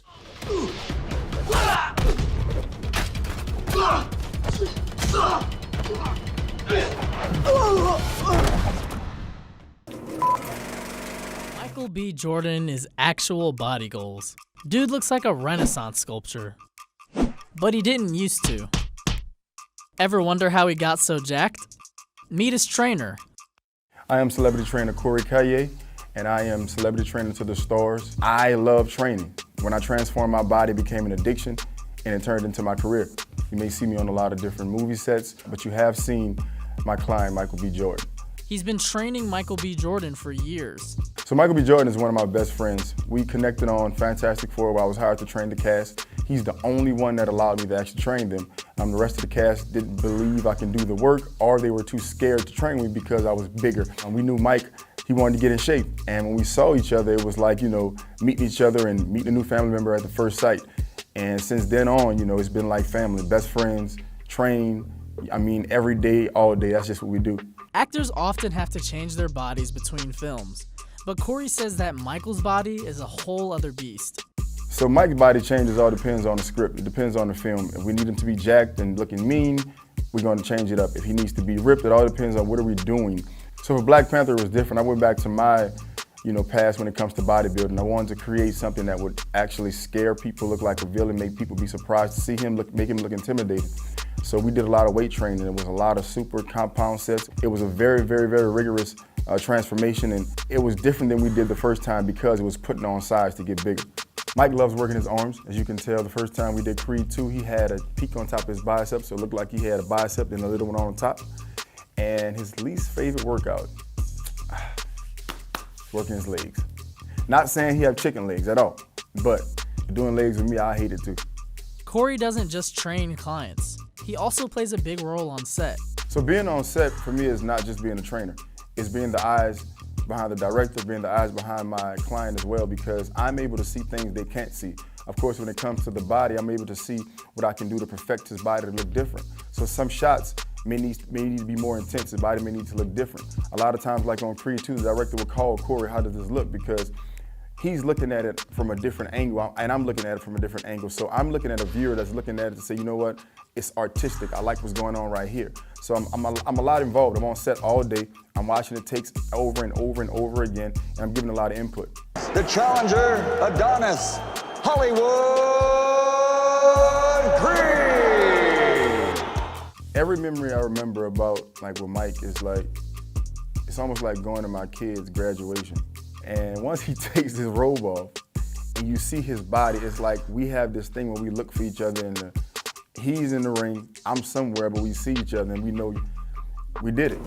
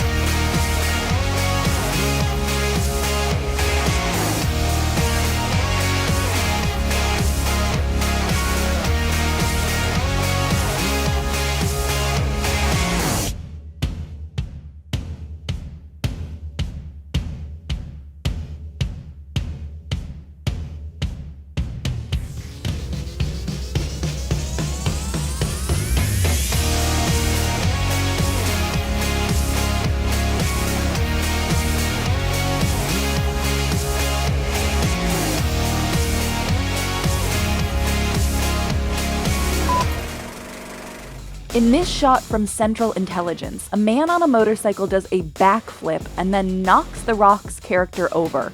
But look behind the scenes and you'll see nobody was injured that day, because this shot was actually 2 separate takes. This is a stunt trick known as a camera lock-off, and it's just one of many tried and true techniques Hollywood uses in films and TV shows, making even the most unimaginable stunts come to life. In this scene in Baby Driver, Ansel Elgort's character pulls into a parking spot and then runs out moments later. In reality, that's a stunt driver driving into the spot. The driver's side gets covered by this pillar, which is also hiding Elgort. So as Elgort runs out, it looks like he's the one getting out of the car in the first place. This is a trick known as a Texas switch, an in-camera effect in which the actor and their double will actually switch places midway through the action. The move involves close collaboration between the stunt crew, camera crew, and director. Whether it's a whip off of the actual actor to something to come right back to them, you can't just go focused on that person and then put another person in. And the set needs a natural hiding place for the switch to occur, like this rock that Sean Connery is hiding behind in From Russia with Love.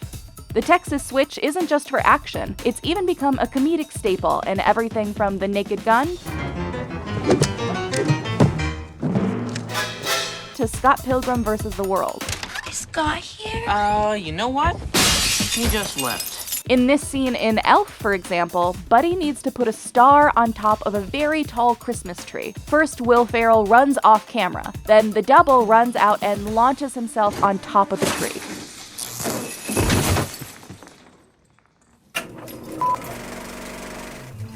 Maleficent, Mistress of Evil, contained many moments where Angelina Jolie had to perform dialogue in midair. So how exactly did they make it look like she was flying while allowing for her to comfortably and safely act in the scene? They used this device called a tuning fork, which consists of 2 prongs that lock into both sides of the performer's body. The rig is controlled by a steering wheel that is driven by stunt people in blue or green suits who are raced in post-production. Tuning forks were especially useful for the shots where Maleficent hovers in the air, and the steering wheel makes 360-degree turns possible. This was key for scenes where the Fae twist and turn in the air in Maleficent, or when Mulan performs full spins in the air in the live-action remake. You can also see it in action in Captain Marvel, when Carol Danvers realizes her full potential. But the fork isn't a complete replacement for wires, which are still crucial for flight. According to stunt coordinator Monique Ganderton, wire work helped give the character more mobility in Captain Marvel and Endgame. She had two wires on her hips only, because I like them to have freedom in their upper body. And then a guy in a blue suit behind, just kind of puppeteer the leg up so her body can go side to side and then come back up into an upright position. In Men in Black International, a menacing alien tosses Agent H down a staircase. To achieve this violent-looking motion, filmmakers use a trick called a ratchet pull. During a ratchet pull, a performer is tied to cables powered by an air pressure cylinder, which pulls them either backwards, forwards, or upwards. The more pressure you use, the farther they'll go. In Twilight Eclipse, for example, Monique Ganderton was ratcheted 20 feet forward after a CG wolf attacked her character. Sometimes a simplified version of a ratchet pull called a dead man will do.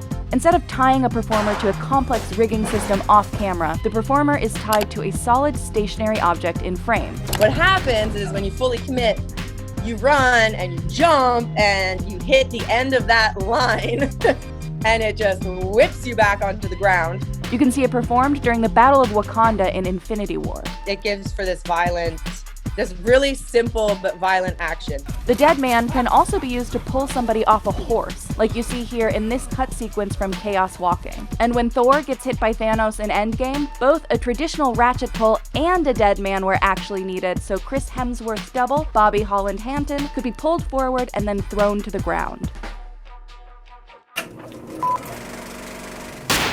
Getting a stunt performer to go through glass, like in this scene from The Hunt, requires a lot more force than just a person's body weight.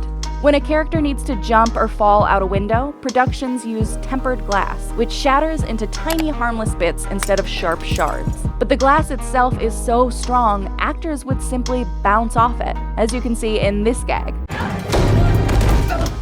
So in these moments, the special effects team rigs the glass with explosives, timed to go off the exact moment the performer falls through. By cracking it, you weaken the whole system. In the hunt, the doubles were attached to a wire that pulled them backwards just as the explosives go off. Exploding glass also helped hoist stuntman Daniel Hargrave out a window in The Accountant. If you look on the ground, you can see how tiny the broken glass pieces actually are. Stunt people are finding efficient ways to update this trick too. In John Wick 2, the character is thrown through a glass sculpture. Basically, the performer just had to hit the glass and let the computerized system do its thing. They put 4 charges that were pressurized into the glass. So it was on a pressure system. As soon as that glass pushed against the charger, it had maybe an 1/8 of an inch of pressure on it. So as soon as you'd push through, it would blow.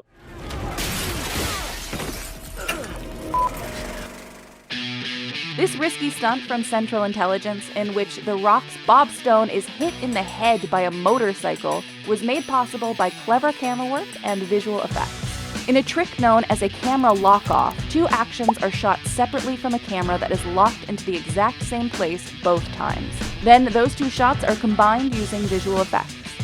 First, filmmakers shot a motorcyclist doing a backflip. Then, in another shot from the same angle, stunt double Tanoi Reed was pulled back on a ratchet to imitate impact. The wires were erased and the 2 shots layered together into a seamless whole. For moments like this, stunt people can actually get hit by cars, but lock-offs can lessen the pain of vehicular hits. Take this moment in Atomic Blonde, where Gascoigne, played by Sam Hargrave, is hit by a car and then smashed into a van in front of him. Sam was on a ratchet, so he ran to his mark, and we ratcheted him into the van, so no car hit him. And then I was driving the car, and we just, same thing, lock off. I slid in as if I hit him, and then they merged together, and then he just turns, and you see a wide shot of him getting hit and flipped into his car.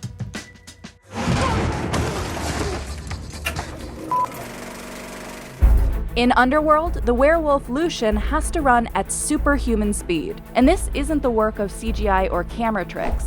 It's actually a practical effect called a magic carpet. For this stunt, the crew will attach a large tarp to a vehicle. The performer will start running on the smooth surface as the car drives, allowing them to run much faster than a normal human would. Underworld stunt coordinator Brad Martin had actor Michael Sheen and a stunt double run on an 80-foot tarp attached to a car, creating the appearance of running at 35 miles per hour. It was so successful that Martin used it again in Underworld Awakening. It can make just about any type of character look like they have superhuman speed. Without a magic carpet, the actors in 2001's Planet of the Apes would never look as fast as apes on all fours. And it's also why Black Panther looks so fast when he runs and jumps onto the back of a car in Captain America: Civil War. However, this really only works on flat surfaces like asphalt. For off-road terrain, stunt crews may use a weighted wire system attached to a winch, basically a giant spool, to physically lift and propel them. Look at the start of the Battle of Wakanda in Avengers: Infinity War, when Captain America sprints past his fellow Avengers, who are also running at full speed. Stunt double Daniel Hargrave was clipped into a harness and attached to wires above his head. The winch was then weighted to counteract his body weight, helping him move up and forward. With the extra help, he could run up to 24 miles per hour. I was about 50% on my feet, so I still had to run and move my feet as fast as possible, but I wasn't actually doing all the propelling myself. And it's helpful with Marvel villains as well. In The Incredible Hulk, a similar weighted system helped Emil outrun several soldiers after taking the super serum, launching actor Tim Roth to speeds ranging from 30 to 40 miles per hour. Some of Hollywood's most daring car stunts need trained stunt drivers to pull them off safely. But what if you still want to make it appear as if the actor is the one driving? A much more dynamic way to capture chases is by using a biscuit. It's a vehicle that you can put other vehicles on. So while the actors appear to be driving on camera, the real work is being done by a stunt driver sitting in a driver's pod just out of frame. But because the stunt driver isn't seen in a biscuit rig, the camera can capture way more dynamic angles. These rigs allowed the audience to see Christian Bale up close in Ford vs. Ferrari, and some seemingly impossible car moves in Baby Driver. In the movie Drive, they actually shot this part twice, where Ryan Gosling's character gets hit by another car. First, they shot the exteriors with 2 actual stunt drivers. Then they shot Gosling on the biscuit, able to mimic every move to get the inside of the car. And ready, and action. CGI can be used to create big, safe fires, but fire is still one of the hardest elements to create with visual effects. It's easier to set a real stunt person ablaze. So how do they do it without causing any harm? Stunt performers often wear 3 layers of fireproof underwear, which is soaked in a flame-retardant material called Zell Gel. They then add on 3 more layers: a rain suit, a fire suit, and a thin cotton suit. Even more Zell Gel will go on any exposed skin.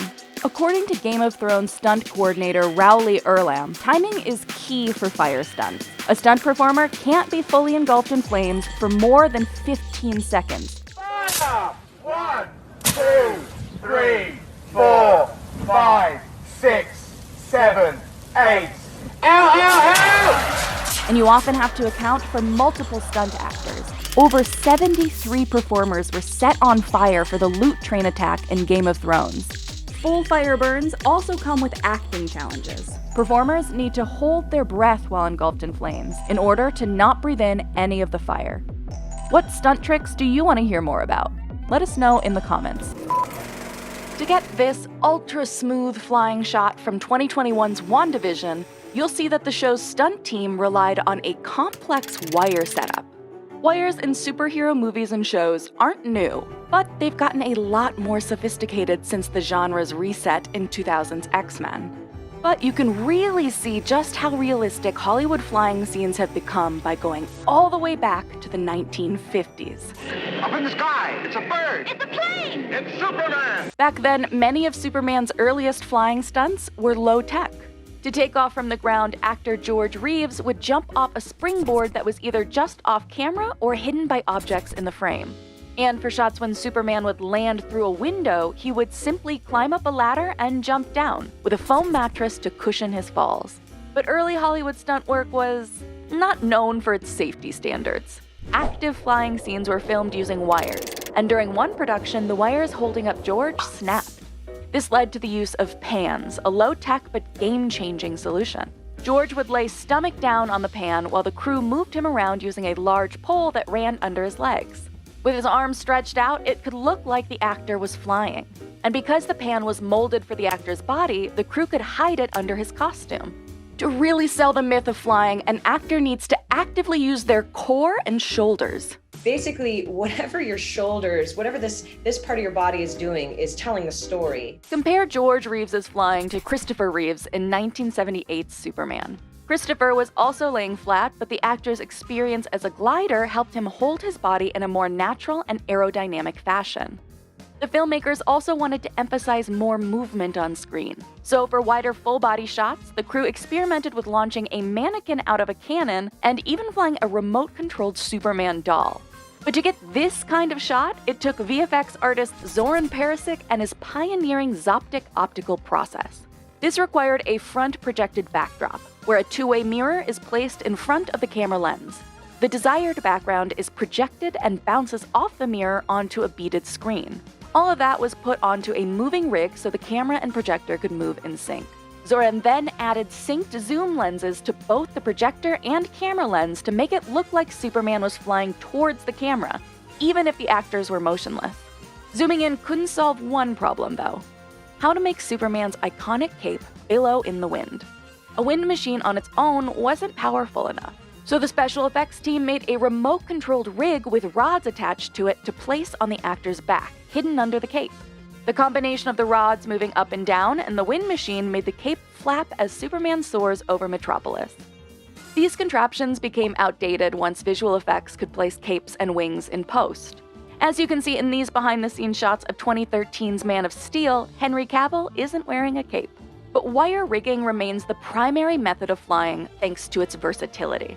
The same method that created Superman and Wonder Woman's graceful flight can also be used for a less than graceful crash landing, as seen here from Avengers: Infinity War. Setups can get very complicated when shots involve multiple characters in the air at once, like when Wanda battles Agatha in WandaVision. To allow the characters to circle and interact with each other, the team attached their wires to a truss made out of an aluminum-like material. This supportive structure could be bolted together quickly and into nearly any configuration, which was useful for creating all types of flying configurations. Here, stunt rigger Zach Henry locked the two stunt performers' wires in place. The truss was moved around in such a way that it looked like the two characters were circling each other. We could fly at each other and throw blasts and get those wide shots. Where the wires are attached is just as important as the wires and rigs themselves. Take this shot of Wanda lifting herself off the ground. According to CC, who doubled for Elizabeth Olsen, this shot was made a reality because of precisely where they hooked the wires into her harness. These are known as pick points, small but strong loops in the harness where the wires are attached.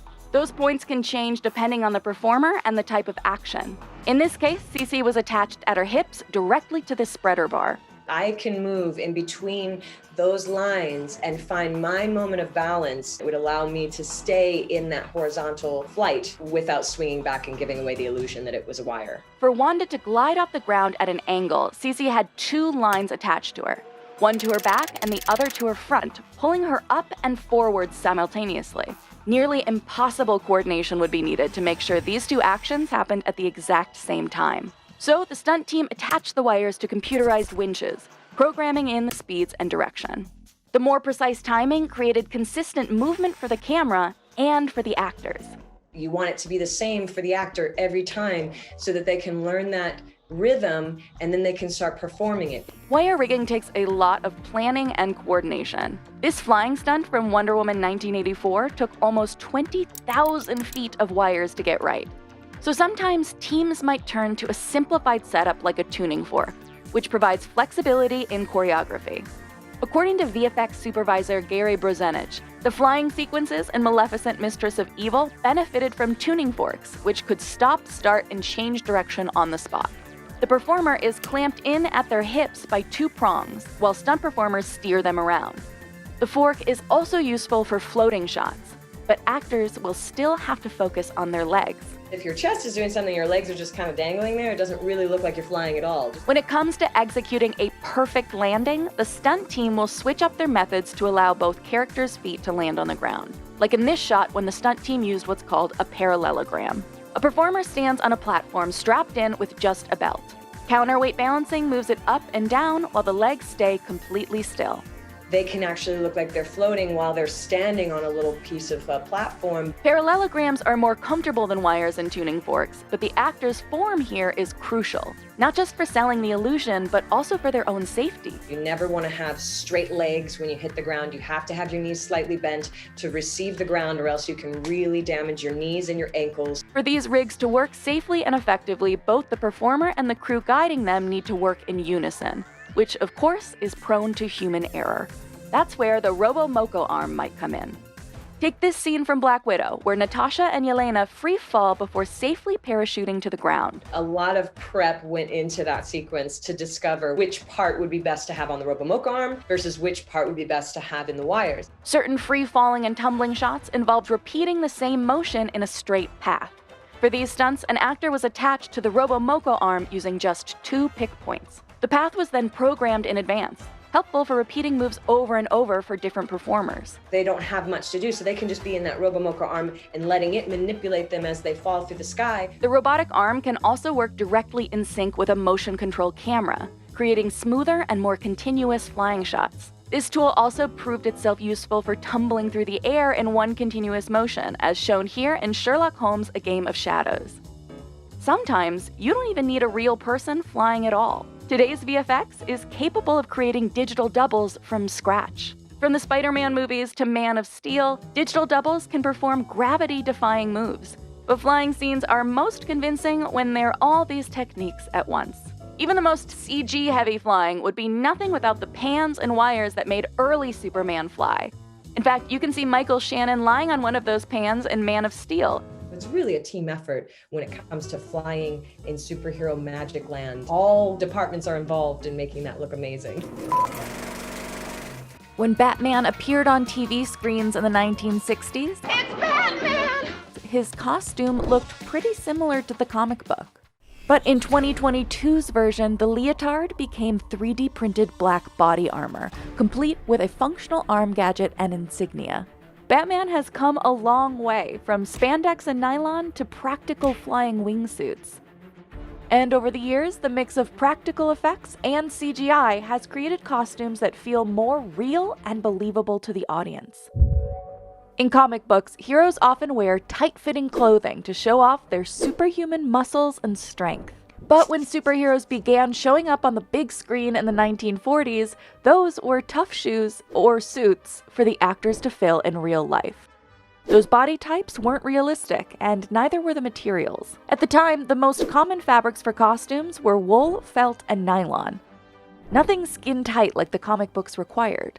So the outfits were loose and ill-fitting, up until the invention of lycra, or spandex. 1978's Superman showcased what would become one of the most popular superhero outfits, designed by Oscar-winning costume designer Yvonne Blake. Excuse me. That's a bad outfit. She kept the trademark red underwear from the comic books. Underneath, Christopher Reeve wore plastic protection, something normally worn by boxers. But spandex can actually flatten out muscles, removing definition, so Reeve had to pack on over 30 pounds of muscle to appear stronger in the costume. That all changed in the 80s when robots took over our screens.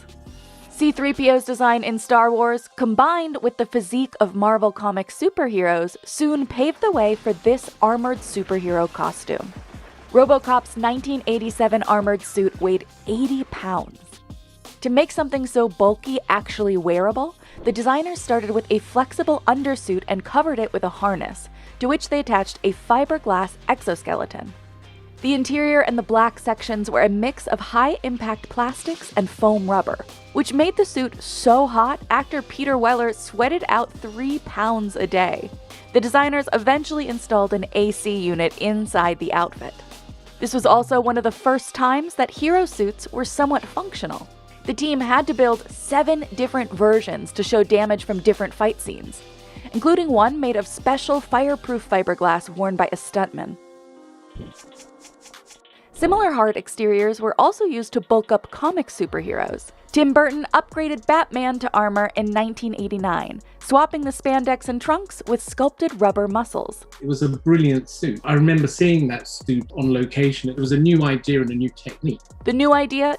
Using black foam rubber latex to make Batman's signature protective cowl. Formed as one piece for a seamless look, the cowl was connected to the cape, upper bust, and neck.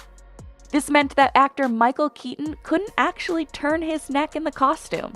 Instead, to turn his head, he had to swivel his entire upper body. The complete outfit weighed just under 90 pounds, with the cape alone weighing 40 pounds. And the extra weight, in addition to the stiff cowl, made fight scenes stiff and awkward. One superhero who needed his full range of movement, Spider-Man. His live-action debut in 1977's Amazing Spider-Man series was a basic head-to-toe spandex suit. But 2002 Spider-Man would start a new tradition of combining both practical and digital versions of the costume. Designers spent 4 months testing different versions of the costume to get the right fit and shape for Tobey Maguire, with the heightened illusion of muscles through rubber web lining and shading. At the time, VFX designers struggled to animate faces, but since Spider-Man wore a mask, he was a perfect candidate for incorporating a CG costume. For scenes that were just too dangerous for stunt actors to shoot in costume, they would be recreated digitally. This final scene was completely CG, but it was the most time-consuming shot, taking 18 months to create. CG shots still had room for improvement and were not yet as convincing as the real thing. So when director Christopher Nolan took on Batman Begins, he opted to shoot things in camera as much as possible and only use CGI to enhance scenes. Batman Begins found ways to update Tim Burton's Batsuit with greater detail practically. The Dark Knight trilogy leaned toward designing an indestructible suit of armor. Designers drew inspiration from military technology and materials to make it appear fireproof and bulletproof. The team also redesigned the armor in the sequel, molding out more than 100 smaller plates in clay before casting them in urethane. These plates were then placed onto a mesh underlayer, which created even more flexibility. The neck was also now adjusted for greater movement. The head section of the cowl was finally separated from the neck so it could twist more. The neck and jaw sections were scaled down and designed as smaller panels connected to the armor panels. These practical advancements paved the way for even more integration between CG and practical suits. Like in 2008's Iron Man, which used a practical costume for his first clunky cave suit. The 90-pound version was made with epoxy armor shells, urethane, leather, and aluminum. But a rising new technology would make it easier to build lighter and more precise armor. 3D printing changed how costumes were constructed. Complicated pieces were made quicker, cheaper, and more precise, like this blue mesh that was printed to give depth to Superman's more modern chrome muscle suit. The Star-Lord helmet in Guardians of the Galaxy could be accurately fitted with a 3D scan, as well as include features inside such as hidden fans for better ventilation and red lenses that light up without affecting vision. Instead of spending hours molding a suit, designers could quickly scan an actor and create a suit with perfect measurements. 2017's Wonder Woman wanted to stay true to her modern-day costume, which premiered a year prior in Batman v Superman. Dozens of materials were tested to make the armor lighter and more flexible before adding a special metal plating finish. Special effects team FBFX also developed a new technique that allowed actual metal plating to be used without affecting the suit's flexibility. But it wasn't just practical costumes getting an update at this time. CG costumes were looking much more realistic thanks to motion capture technology. Perfecting this led to the incredible realism of the digital time suits in Avengers Endgame. This scene was actually filmed right after the prequel, so the final suits weren't even designed yet. But the technology really shined for characters like Iron Man and Spider-Man. Robert Downey Jr. and Tom Holland wore these suits on set to track their movements, and FX artists later replaced them with digital versions. For 2021's No Way Home, Tom wore what's known as a fractal suit, an upgrade that fine-tuned and tracked the movement even more than regular mocap tracking suits. With all of these advancements, costume designers could now combine CGI, 3D printing, and practical methods to bring an even more realistic Batman to the screen in 2022. Robert's Batsuit kept the armored look from Dark Knight, and it was made of 3D printed pieces of armor. The head and the neck of the cowl were separate. To create the seamless effect, the neck piece was made up of vertebra-like pieces that eventually tucked under the chest armor and the top of the cape. What's nice about our Batsuit is that Robert has a lot of head freedom. We're always trying to tweak the kind of tension on it. But there's all this clever kind of work underneath with the elastic bands that hold them to parts of the chest so that when they move, they all come back into the right position. For the muscle suit, the focus was on making it as functional as possible. Every part of the suit was practical. The gauntlets with gun and all the armor and everything, and even down to the insignia, the idea that it would be a knife. And this practicality paid off in larger stunt scenes, like when Batman leaps off the building. That's actually a real wingsuit he's wearing. We had ones that you could actually fly in. The team worked with parachute gliders to develop this version of the suit. It's a little bit of visual effects trickery to help it along the way, but all of the process, we did it. There were real steps as how he could turn his cape into a wingsuit. Over the decades, each of these advancements has led to more and more believable superhero costumes and changed how they were brought to the screen, making them not just captivating to comic book fans, but to global mainstream audiences.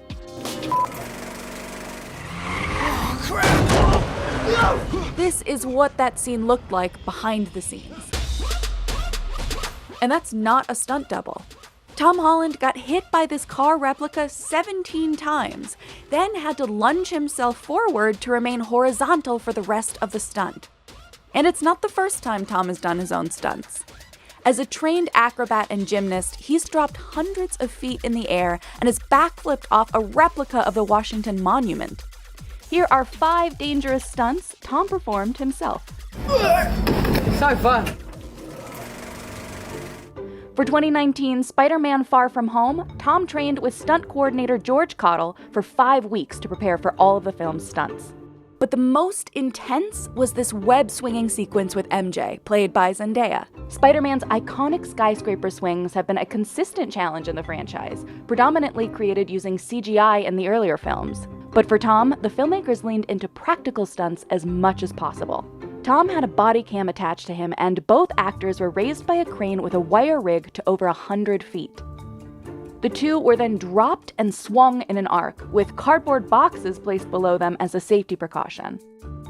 To capture the landing and takeoff, they were lifted by cranes to different heights outside of Grand Central Station and Madison Square Garden. And for close-up shots of them in midair, a large blue screen and wind fans were set up in the parking lot of a Brooklyn school, the interior of which was used for Peter Parker's high school. According to Zendaya, the shot from the 100-foot-high swing wasn't included in the final cut, but the final shot combined in-camera practical stunts with digidoubles for seamless movements like never before in the series.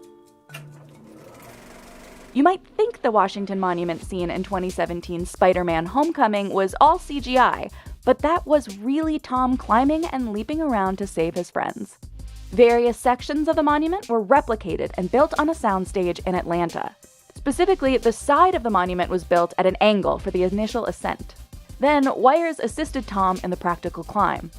With clever camera angles, the filmmakers created the illusion that the building was actually vertical. Tom then had to perform various jumps off another replica that represented the very top and the sides of the building. Here he is doing a backflip off the top into the air, assisted with cables. And in this shot, he's doing a backflip into what's known in the stunt world as a face-off, which prevents injury upon impact by landing flat on his back. For stunts that were impossible or too dangerous to perform, like swinging from the helicopter, the filmmakers used CG, but the movements were based on motion-captured footage of Tom's actual stunt work. This made the final CG shots appear even more realistic and in Tom's signature style. Later, in the same monument scene of Homecoming, Spider-Man is pulled headfirst into an elevator shaft. Tom considered this scene one of his wildest stunts for Homecoming. It required him to have his legs in a split position, and then nosedive off a ledge suspended with wires. Tom was initially hesitant about doing this himself, according to his stunt double Chris Silcox. On top of his nerves, Tom had to wear a corset harness, which was so tight he was worried about throwing up in his mask. In the end, Tom decided to attempt the stunt without using the stunt double. In Spider-Man Far From Home, Tom wasn't just dealing with heights, but water as well. He needed to navigate quickly in and out of both the canals and boats during this battle with the elementals. The crew recreated Venice as a soundstage near London with exact replicas of the Rialto Bridge. They also recreated restaurants and blue-green canal water. To pull off this sequence safely, Tom practiced leaping across wider platforms in a clip he shared on his Instagram. For the actual stunt, he was attached to a wire while he ran across a row of poles in the canal and finally pole vaulted onto the bridge. Tom later said he regretted not wearing shin guards like the stunt coordinator suggested. The water was practically manipulated to create massive waves slamming into Tom as he fought the elementals. At one point, he was rigged to a ratchet and pulled backwards into the wall of the bridge, then soaked with thousands of gallons of water. He had to perform this stunt twice. His stunt double Greg Townley stood for a few takes when the wave initially struck Tom on the bridge, which Tom poked fun at on his Instagram. Greg? Tom described this stunt in 2022's Uncharted as the most difficult of his career, and for good reason. The scene required him to jump through midair from one set of flying cargo containers to the next, then get hit by a car and ejected from a plane. The crew built a blue screen set in the parking lot of the studio to help capture natural daylight. This scene using crates was shot in 2 separate sequences. For the first sequence, when Tom falls out of the plane, supervising stunt coordinator Scott Rogers decided to stage the action vertically to better simulate flying through the air. The special effects team used giant robotic arms to safely hold and move the boxes. And Tom was secured with wires as he hung onto the crates and flew through the air. For the second sequence, when Tom is climbing back into the plane and jumping crate to crate, the boxes were held more horizontally. And for this final collision with the car, the team built the front section of a fake vehicle, which was replaced by a CGI car in the final cut. Tom and the fake car were attached to the same rig, with the actor wearing sets of wires to stabilize him. The rig pulled the fake hood towards Tom, knocking him backwards. He then needed to remain horizontal while flying out of the plane. To get this shot, Tom had to be fake hit around 17 times, with this entire scene taking several weeks to complete. The result? A realistic stunt that matches the excitement from the popular video game scene it was pulled from.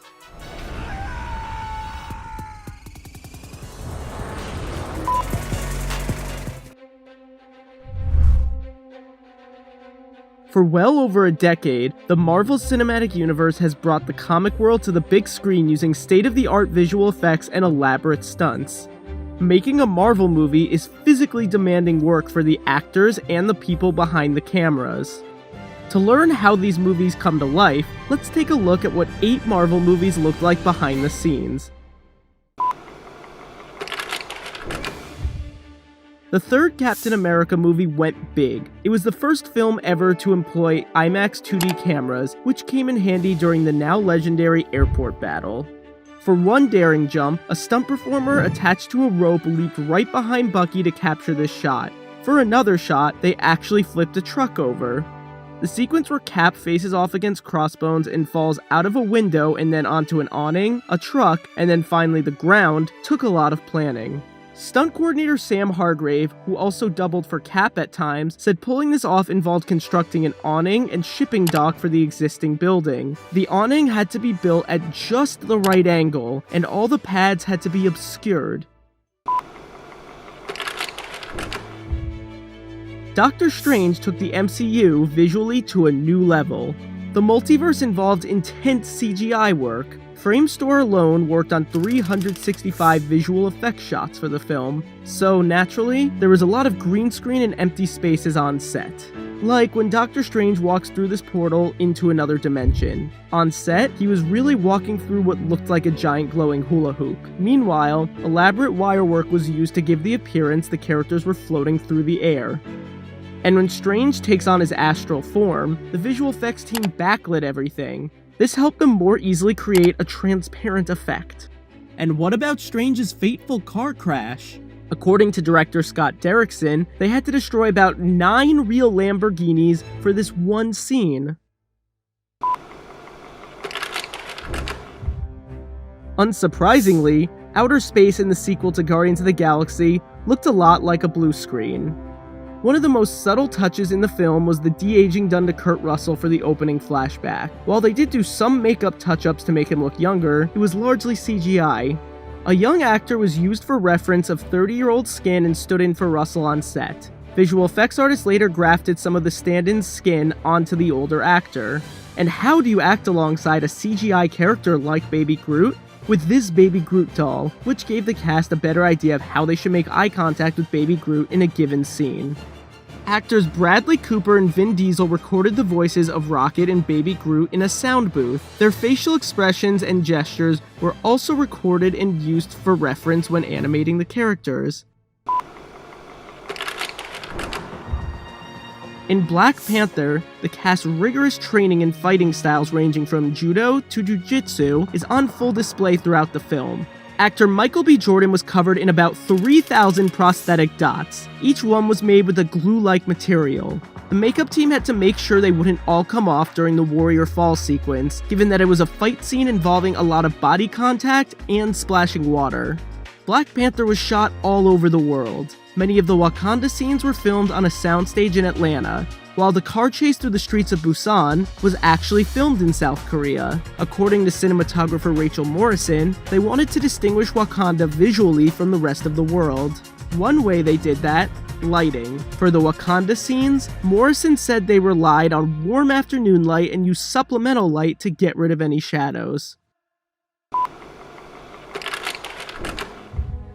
Avengers Infinity War contains approximately 2,900 visual effects shots.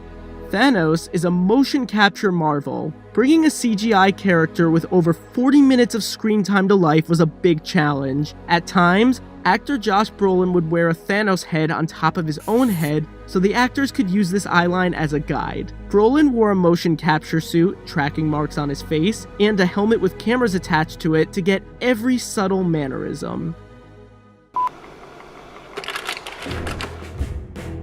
In this sequel, Scott Lang fought alongside Hope Van Dyne, aka the Wasp. she made a big impression early on during this fight sequence in a restaurant.